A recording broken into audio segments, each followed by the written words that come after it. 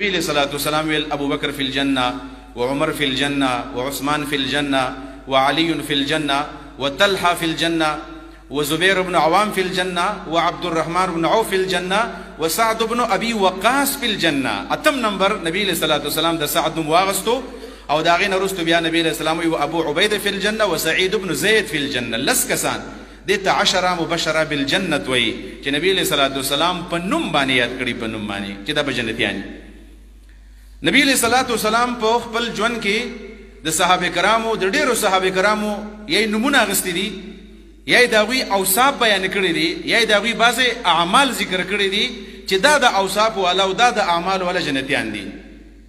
یو حدیث کې 80,000 کسان نبی علیہ السلام، بخاری حدیث کې دي 80,000 کسان با الله بغیر حساب بغیر کتاب جنت ته بوزي. هغه 80,000 کسانو صفاتونه خدا راغلي د نبی علیہ الصلوۃ والسلام ولې یو دادي چې دا با لا یسترقون، دی به دمونه ممونه نه کوي، یعنی د دمونو روزګار به نه چې بس دا دم کوي او د دم یو روزګار دی او خلک راضي یو پیشه جوړ کړی دا، نور دم خو جایز دی خو پیشه به نه. دویم نمبر دار چې ولایک تون، دی به داغونه ماغونه منه کوي. او دریم نمبر داغونه په خو په داغ باندې علاج کېدو، د داغ علاج نبی علیہ الصلوۃ والسلام په خپل باندې کړی دی، صحابه کرام یې داغلي دي. د حدیث مطلب دا دی چې داغ سړی وکړي نو داسې به نه وایي چې یاره بس دا دی داغ ښه کو، وی به چې یاره ما علاج وکړو نبی علیہ الصلوۃ والسلام او الله تعالی ول شفا ورکوي، نو په دې طریقه بیا جایز دی.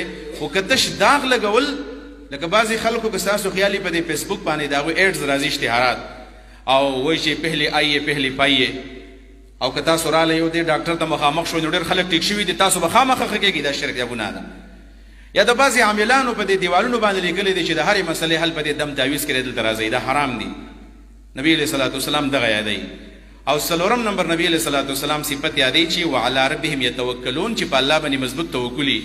دا صفتونه چې په چا کې دي هغه 80,000 خلک دی او نبی علیہ السلام دا به جنت ته ځي.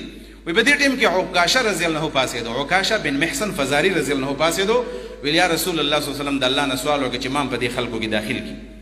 نبی علیہ الصلوۃ والسلام ویل ته په دوی کې ته هم جنت ته ځې. ګوره دلته عکاشه ته جنت زیری واورو، ځکه په هغه کې دا څلور صفتونه موجود دي. په دې ټیم کې بل کس پاسېدو، د الله رسول ما ته هم دعا وکړه. نبی علیہ السلام سبقک بها عکاشه، عکاشه د نه مخکې شوی دی، بس دا یو کس ته مې دعا وکړله. یا خدا معنا ده چې دا نبی علیہ الصلوۃ والسلام الله په اختیار ورکړو چې یو کس بستا په دعا باندې ځي، څه په زیری باندې هغه لاړو. او یا دا معنا و چې دا صفتونه په عکاشه سب کې وو او په دې بل کې نو موجود. نبی علیہ الصلوۃ والسلام ته یو کس مخکې شوی دی، بس دا راغلی دي.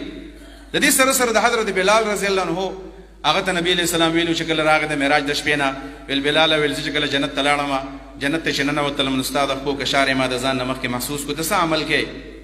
نو هغه ورته ویلي چې زه کله اودس وکړم نو بیا تحیة الوضو خامخه کوم، اودس نه وروسته خامخه یو نیک عمل کوم، مونځ کوم. نو ګوره د تحیة الوضو په بنیاد باندې نبی علیہ الصلوۃ والسلام بلال ته زیری واورو. خدا لس کسان هغه خوش قسمت دي چې د لسو کسانو د نبی علیہ الصلوۃ والسلام په خپل جماعت کې د خپل